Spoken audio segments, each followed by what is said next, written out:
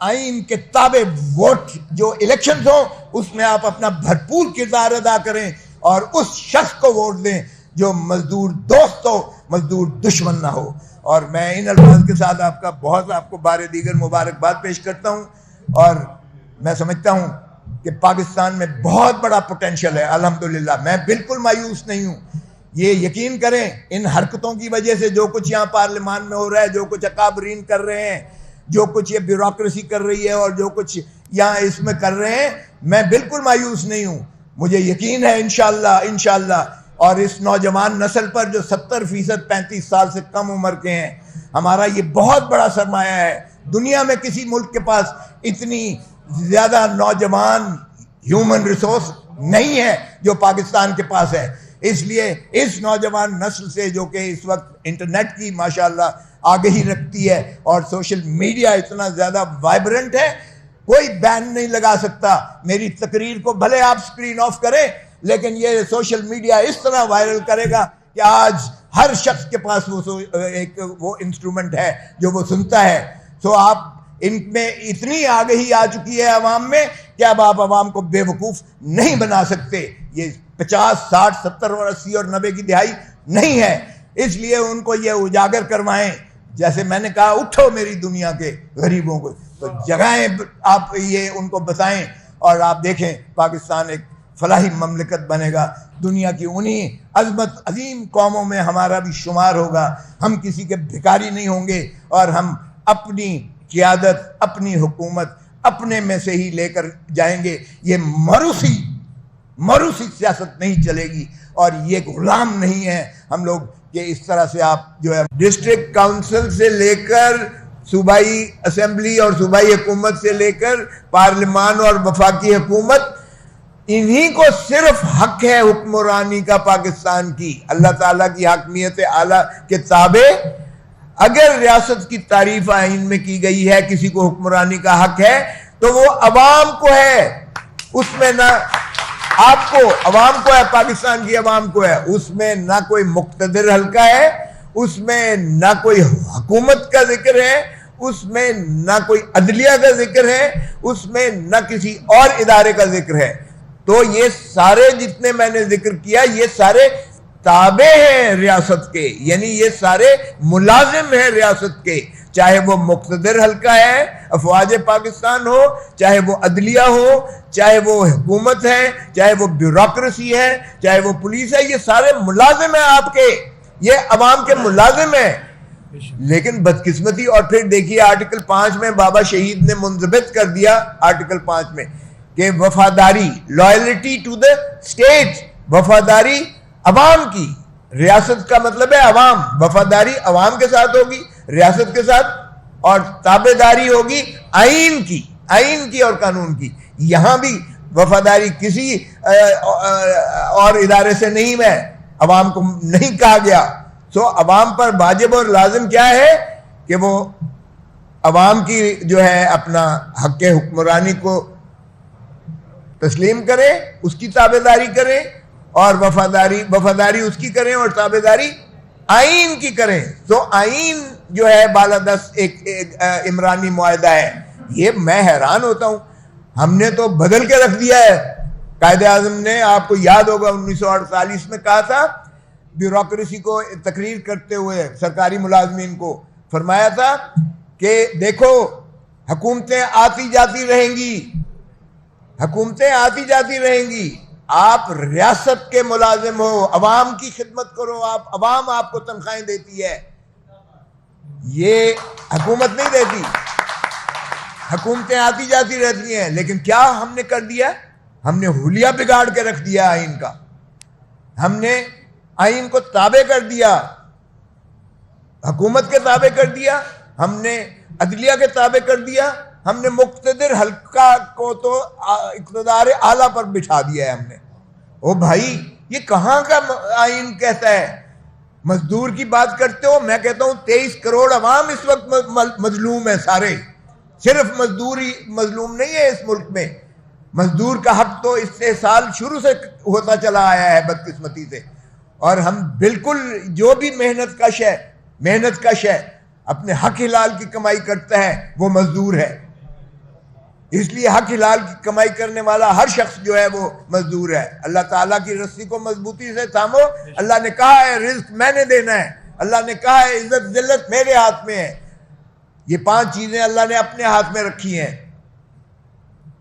عزت، ذلت، موت، رزق، زندگی، یہ 5 چیزیں اللہ نے اپنے ہاتھ میں رکھی ہوئی ہیں. اور یہ اللہ کی ہم نے چھوٹے چھوٹے خدا بنا لیے. ہم نے اقتدار کا خدا بنا لیا، ہم نے طاقت کا خدا بنا لیا، ہم نے حکومت، ہم نے خوف کا خدا بنا لیا. اب یہ خوف سے حکومت کی جا رہی ہے. او بھائی، لوگوں کے دلوں پر راج کرو. لوگوں کے دلوں پر تبھی راج کرو گے جب اس جو ہے اپنا عوام سے آپ پیار کرو گے، مزدور سے پیار کرو گے، محنت کش سے پیار کرو گے. جس طرح ابھی کہا گیا حضور صلی اللہ علیہ وسلم نے، اور اللہ تعالیٰ کو روزگار کی جو منہ سے نکلتی ہوئی وہ ایسی سانس جو جس میں وہ ہوتا ہے، وہ اللہ کو زیادہ پیاری ہے اس عطر اور اس خوشبو سے. ہزاروں لاکھوں گنا زیادہ پیاری ہے وہ. روزے میں وہ اس کی جو ہے سانس جس میں سے شاید بو تو آتی ہو، لیکن وہ بو اللہ کو جو ہے عطروں سے 1000 گنا بہتر لگتی ہے. سو یہ دنیاوی منفعت پر مت جاؤ. پاکستان کو ہم نے تباہی کے دہانے پہ لا کے کھڑا کر دیا ہے، اس لیے کہ ہم عوام کے حقوق کے ہم باتیں تو کرتے ہیں جی کہ جمہوریت جمہوریت جمہوریت. او بھائی، جمہور سے تو پوچھو. اور جمہور کو تو تم حق ووٹ کا بھی دینے کو تیار نہیں ہو. جمہور سے تو تم نے حق حکمرانی بھی چھین لیا ہے. جمہور کا تو تم نے روٹی کھانے کا حق بھی چھین لیا ہے. آج کتنے لوگ فاقوں سے مر رہے ہیں، آج کتنے لوگ جو ہے خودکشیاں کر رہے ہیں، کوئی اندازہ ہے؟ 1 سال میں 40 لاکھ پاکستانی 1 سال میں غربت کی دہلیز سے نیچے گیا ہے. 1 سال میں 40 لاکھ. اور ہماری جی ڈی پی گروتھ 0% پہ چلی گئی ہے. 5% سے 0 پہ ہے، 0.45 پہ جا رہی ہے. ہمارا ملک کا حال تو دیکھیں. آج ہم بھکاری بن کے آئی ایم ایف سے گڑ گڑا کے جو ہے رگڑ کے ناک رگڑ کے بھیک مانگ رہے ہیں، اور وہ قسط جاری کرنے کو تیار نہیں ہے. آج وہ شرائط ہم پر حکمرانی کون کر رہا ہے؟ آئی ایم ایف کر رہی ہے. حکمرانی کون کر رہا ہے؟ وہ قوتیں کر رہی ہیں جن کا پاکستان کے عوام سے کوئی تعلق نہیں ہے. اس لیے کہ ہم نے عوام کو جو ہے مقتدر کرنے کی بجائے ہم نے آئین کی دھجیاں اڑا کے رکھ دی ہیں. ہم نے آئین کو مسخ کر کے رکھ دی ہے. آئین ایک ایسا ہمارا عمرانی معاہدہ ہے جس پر عمل کرتے ہوئے ہی اس میں ساری چیزیں، دنیا کا بہترین آئین ہے. شروع یہاں سے اللہ کے نام سے ہوتا ہے. اور ہم نے جب آرٹیکل 2A کو آئین کا حصہ بتایا تو اس میں سارا ہے کہ ایک اسلامی فلاحی وفاقی پارلیمانی جمہوری ریاست ہوگی پاکستان میں، جس میں ہر شخص کو ملے گا روٹی، کپڑا اور مکان، اور طاقت کا سرچشمہ جس میں عوام ہوں گے. یہ ہے خوبصورتی ہمارے آئین کی. لیکن ہم اگر عمل نہ کریں تو پھر یہ آئین کا قصور نہیں ہے، یہ ہمارا قصور ہے. تو میں کہوں گا کہ اٹھو میرے دنیا کے غریبوں کو جگا دو. جو نقش کہن تم کو نظر آئے مٹا دو اس کو، اور تبھی ہوگا. یہ سمجھتے ہیں کہ سپریم کورٹ کی توہین کر کے الیکشن نہ کروا کے اس ملک میں آپ مسلط کر کے، او بھائی یہ تو پھر فیسسٹ ڈکٹیٹر ضیاء الحق کے زمانے میں بھی نہیں ہوا تھا.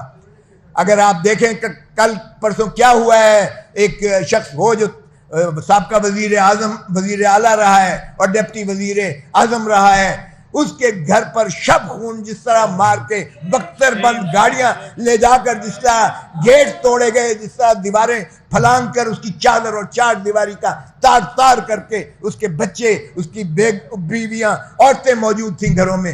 کبھی سنا ہے ایسا ہوتا ہوا؟ بھی کبھی سنا ہے؟ اور یہ ہمارا اسلامی جمہوری وفاقی پاکستان ہے، اور یہ آئین کی بالادستی. اور کس آئین کی بات کرتے ہو؟ ضیاء الحق والا آئین جو کہتا تھا یہ چند کاغذ کے ٹکڑے ہیں، نہ پاؤں تلے یہ ہیں، یہ پڑے ہوئے ہیں. تو یہ جمہوری حکومت کیا یہی کر رہی ہے اپنے اس آئین کے ساتھ، جو قرآن کریم کے بعد ایک مقدس ترین ہماری کتاب ہے جس نے پاکستان کو متحد رکھا ہوا ہے. باتیں کرتے ہیں، یہ 137 سال پرانی باتیں کر رہے ہو. آج بھی یقین کریں یہ تو ٹھیکیدار کیا گیا ہے.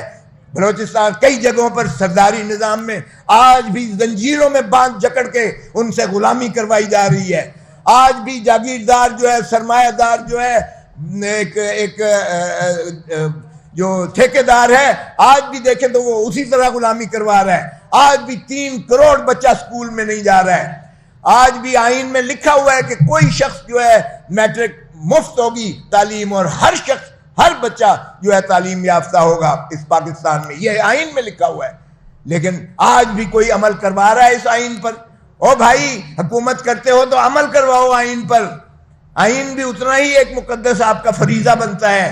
آپ حق کے حکمران، یہ جو بیٹھے ہوئے ہیں پارلیمنٹ کے اندر 180 لوگوں نے ووٹ دیے ہیں، مجھے بتائیں 180 ووٹ اگر 50 گاڑیوں کا آپ قافلہ لے کے چلتے ہو اور اس طرح دھول پھینکتے ہو عوام کے غریبوں پر، تو کیا آپ پاکستان کی ترجمانی کر رہے ہو؟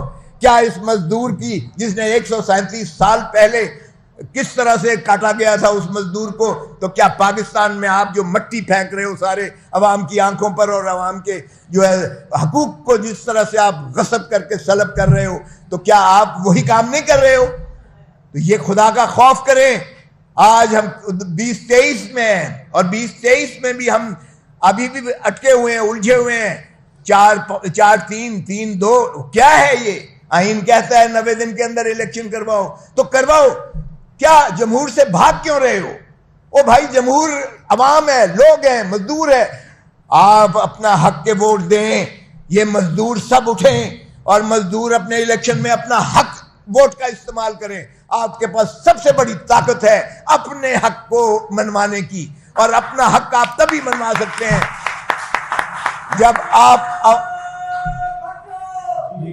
آپ اپنے ووٹ کا حق صحیح استعمال کریں گے. آپ ایک غریب پرور کو ووٹ دیں. اور میں تو کہتا ہوں مزدور پارٹی بناؤ، مزدور پارٹی بناؤ. 70% مزدور پاکستان میں دیکھو آپ کو ووٹ دے گا.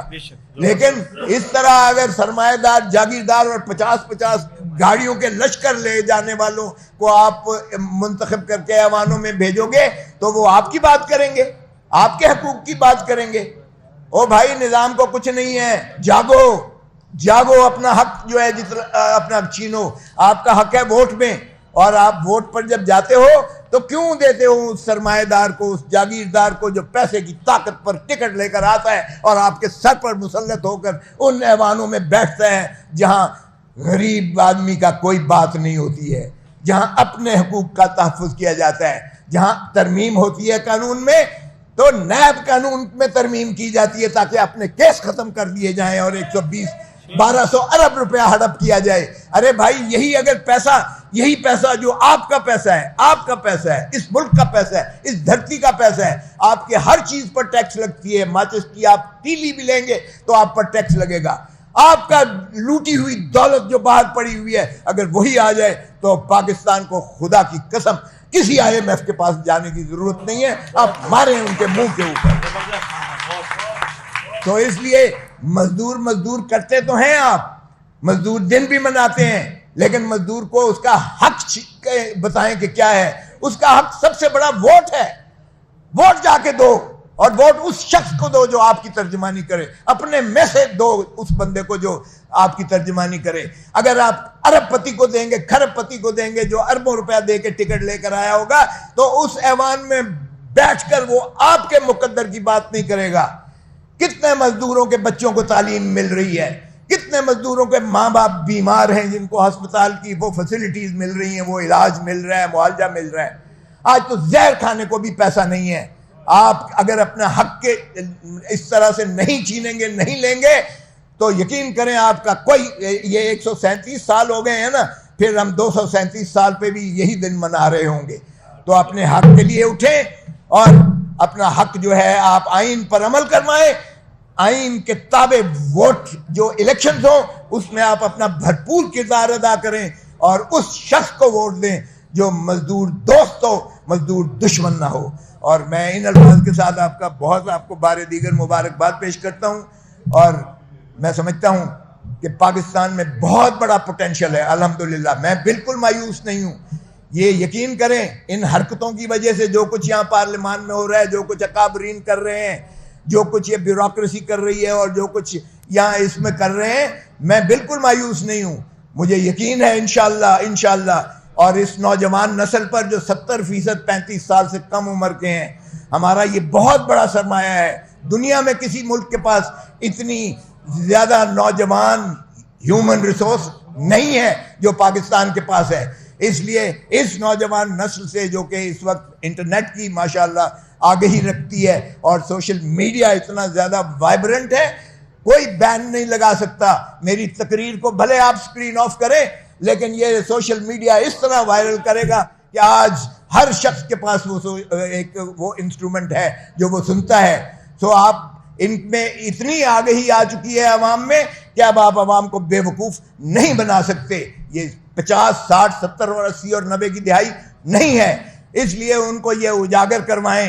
جیسے میں نے کہا اٹھو میری دنیا کے غریبوں کو, تو جگہیں آپ یہ ان کو بتائیں اور آپ دیکھیں پاکستان ایک فلاحی مملکت بنے گا.